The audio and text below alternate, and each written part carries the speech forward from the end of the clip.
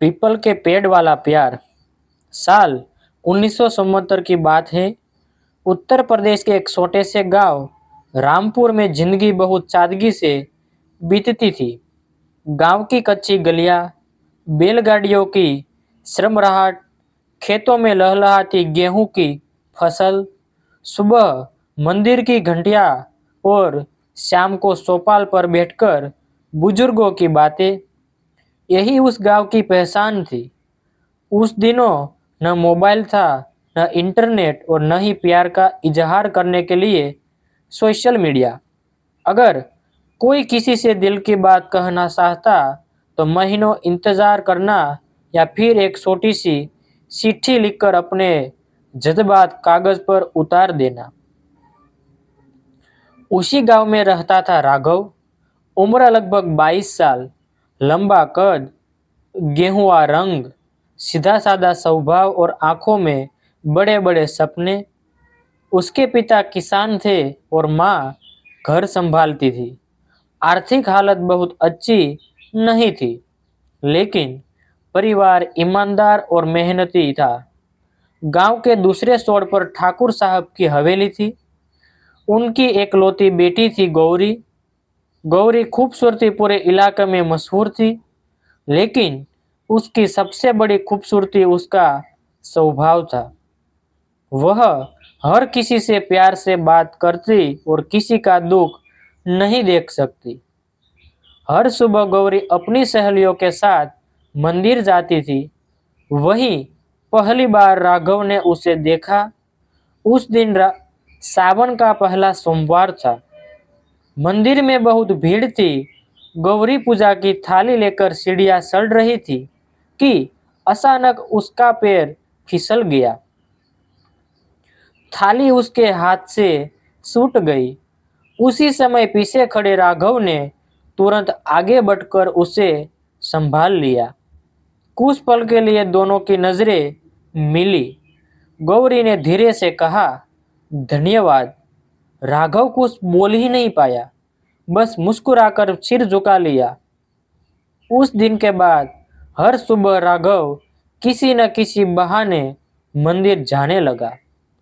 कभी फूल चढ़ाने के लिए, कभी जल चढ़ाने के लिए, लेकिन सच तो यह था कि वह सिर्फ गौरी की एक झलक देखने जाता था। धीरे धीरे गौरी भी उसे पहचानने लगी। एक दिन मंदिर से लौटते समय गौरी की सुनरी हवा में उड़कर पास के पीपल के पेड़ में अटक गई। वह बहुत कोशिश करती रही, लेकिन सुनरी नीचे नहीं उतरी।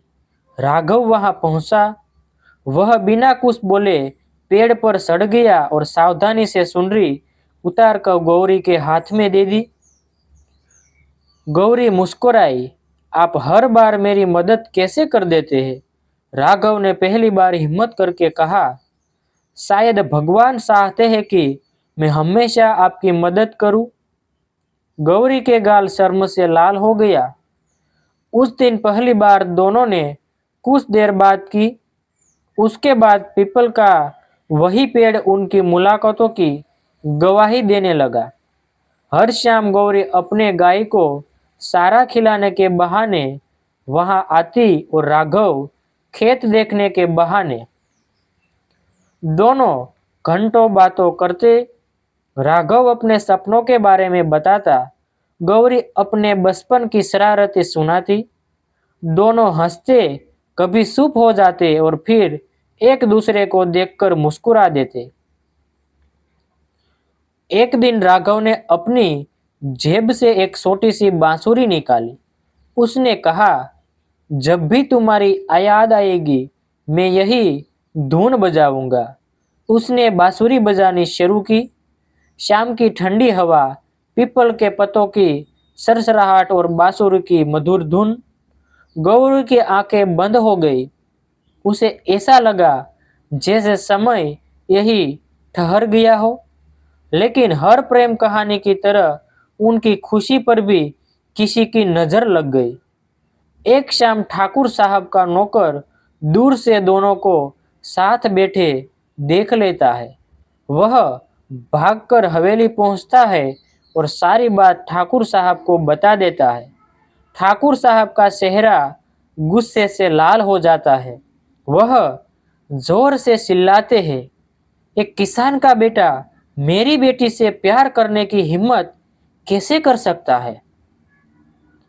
उसी रात हवेली के दरवाजे गौरी के लिए बंद कर दिए गए जाते हैं। उसका बाहर निकलना मना कर दिया जाता है। उधर पीपल के पेड़ के नीचे राघव देर रात तक इंतजार करता रहता है, लेकिन गौरी नहीं आती। राघव को समझ नहीं आता कि आखिर ऐसा क्या हुआ। उसे जरा भी अंदाजा नहीं था कि उसकी मोहब्बत अब सबसे कठिन इम्तिहान से गुजरने वाली है। राघव लगातार 3 दिनों तक हर शाम उसी पीपल के पेड़ के नीचे बैठा रहा। सूरज ढल जाता, पक्षी अपने घोंसलों में लौट जाते, लेकिन गौरी नहीं आती। उसका दिल बार बार कहता, जरूर कोई बात है, गौरी बिना ये बताए कभी नहीं जाएगी। चौथे दिन गांव का डाकिया रामलाल चुपके से राघव के पास आया। उसने अपनी धोती की मोड़ से एक छोटा सा कागज निकाला और बोला, बेटा, यह चिट्ठी किसी ने मुझे बहुत छिपाकर तुम्हें देने को कहा है। किसी को पता नहीं चलना चाहिए। राघव ने कांपते हाथों से चिट्ठी खोली। उस पर नीली स्याही से लिखा था, राघव, मुझे हवेली में कैद कर दिया गया है। अब बाहर निकलना मना है। पिताजी को हमारे बारे में सब पता चल गया है, लेकिन तुम मेरा इंतजार करना, मेरा विश्वास मत तोड़ना। मैं सिर्फ तुम्हारी हूँ, तुम्हारी गौरी। चिट्ठी पढ़ते पढ़ते राघव की आंखें भर आई।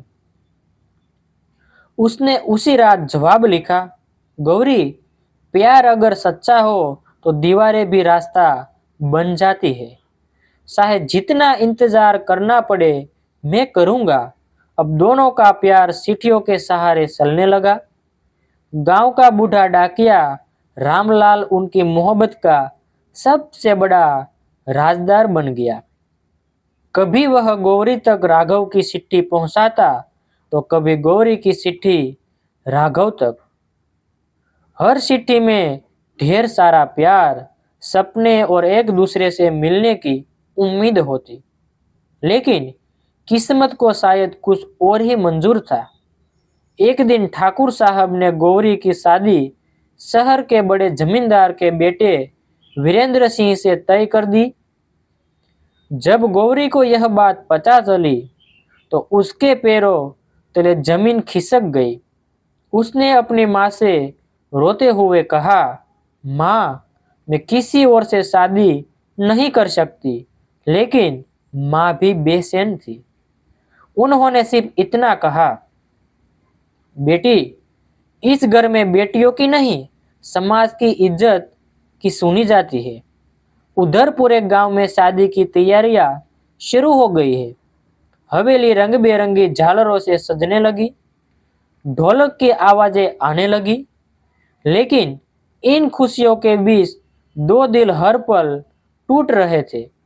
उसी रात गौरी ने एक आखिरी चिट्ठी लिखी, राघव, अगर मेरी शादी हो गई तो मेरा शरीर किसी और का होगा, लेकिन मेरी आत्मा हमेशा तुम्हारी रहेगी। अगर हो सके तो मुझे एक बार, आखिरी बार पीपल के पेड़ के नीचे मिलना।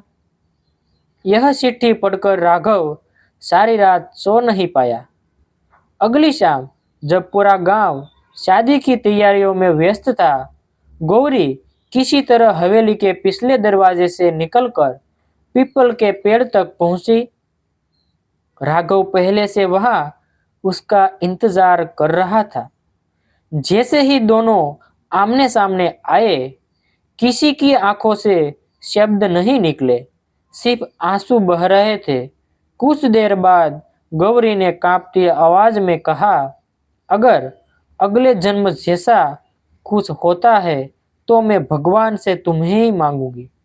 राघव ने अपनी जेब से वही छोटी सी बांसुरी निकाली।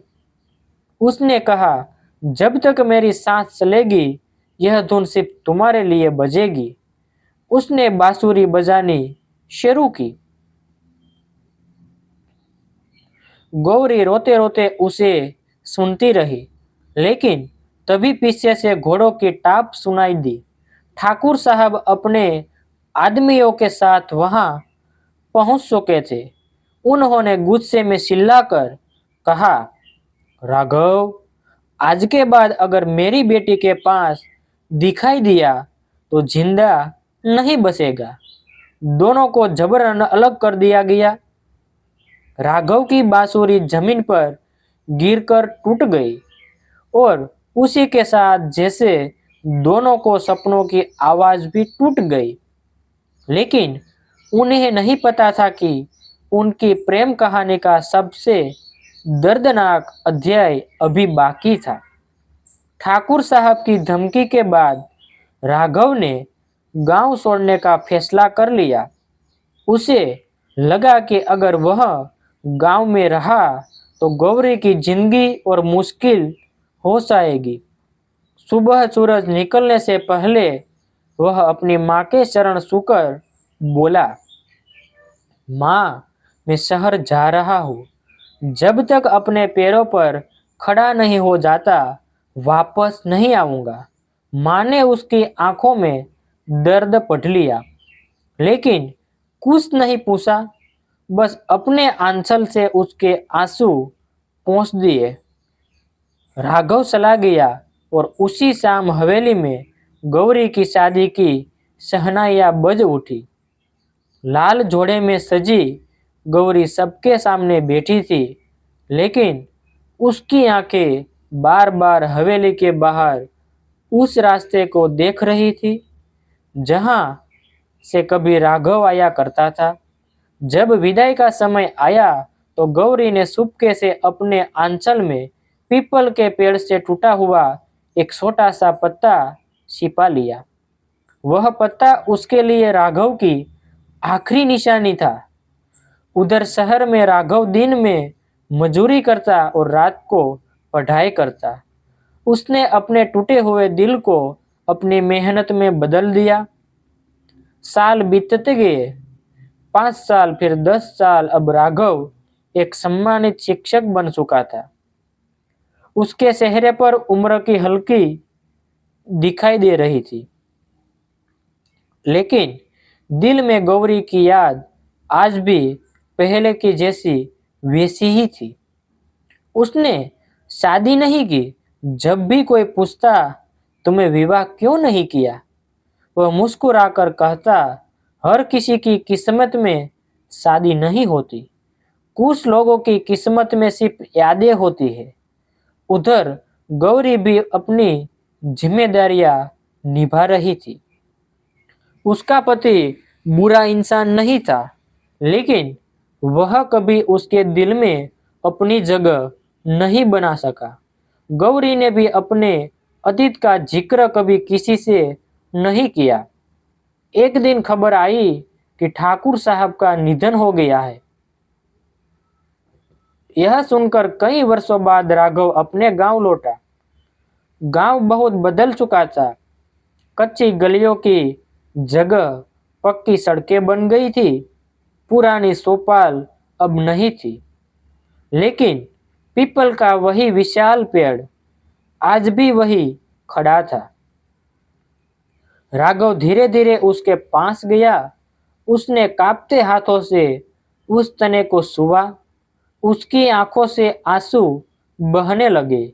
उसे लगा जैसे पेड़ आज भी उसकी और गौरी की अधूरी बातें अपने भीतर संजोए खड़ा है।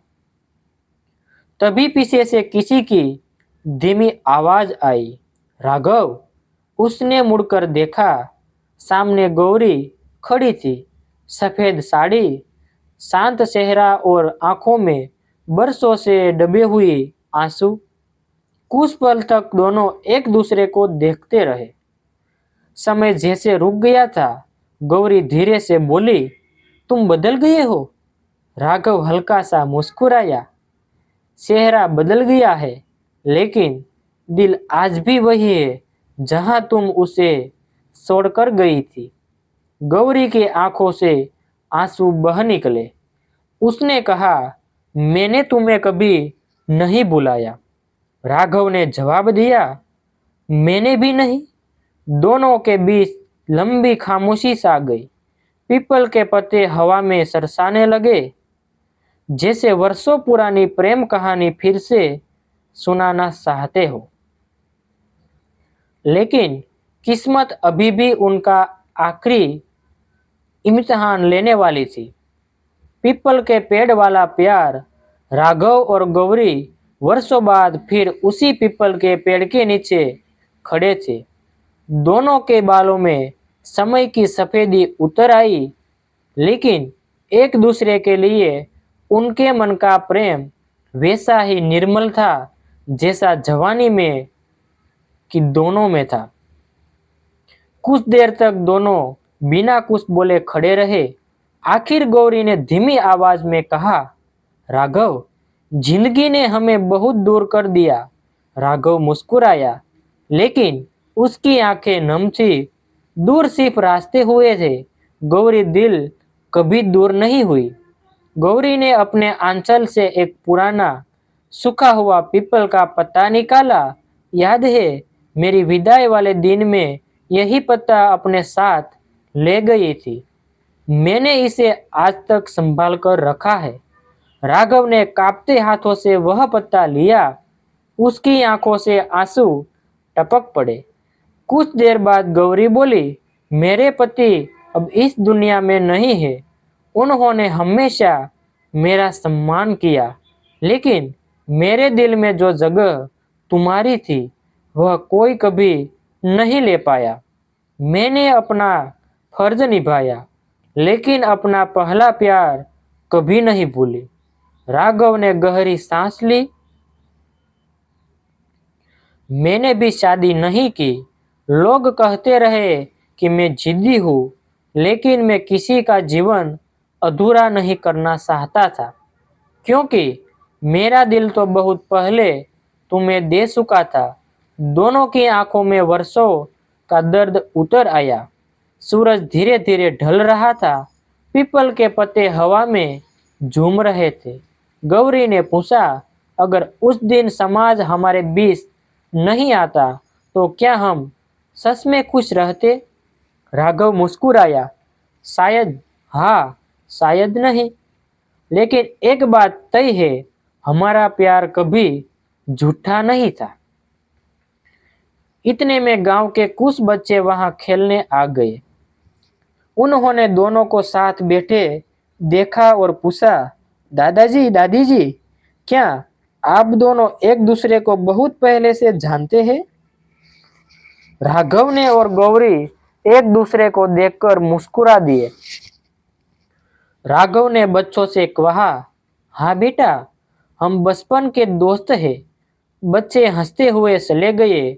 गौरी ने आसमान की ओर देखा और बोली, देखो राघव, शायद भगवान ने हमें पति पत्नी नहीं बनाया, लेकिन एक ऐसी कहानी जरूर बना दिया जैसे लोग सालों तक याद कर रखेंगे। राघव ने अपनी जेब से एक नई बांसुरी निकाली। पुरानी तो उस दिन टूट गई थी, लेकिन उसकी धुन कभी नहीं टूटी। उसने वही पुरानी धुन बजानी शुरू की। हवा में बांसुरी की मधुर आवाज फैल गई। गौरी ने अपने आंखें बंद कर ली। उसे लगा जैसे वह फिर से 18 साल की हो गई है। वही मंदिर, वही सावन, वही मुस्कान, वही पहला प्यार। शाम गहरा सुखी थी। जाने से पहले गौरी ने कहा, राघव, शायद यह हमारी आखिरी मुलाकात है।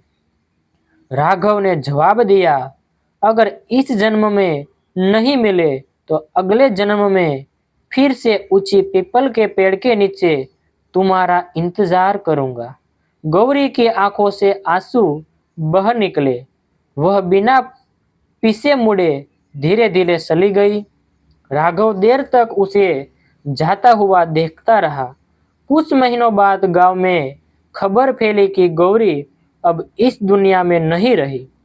यह समाचार सुनकर राघव उसी पीपल के पेड़ के नीचे पहुंचा। उसने पेड़ के तने से सिर टिकाया, आंखें बंद की और बहुत देर तक बांसुरी बजाता रहा।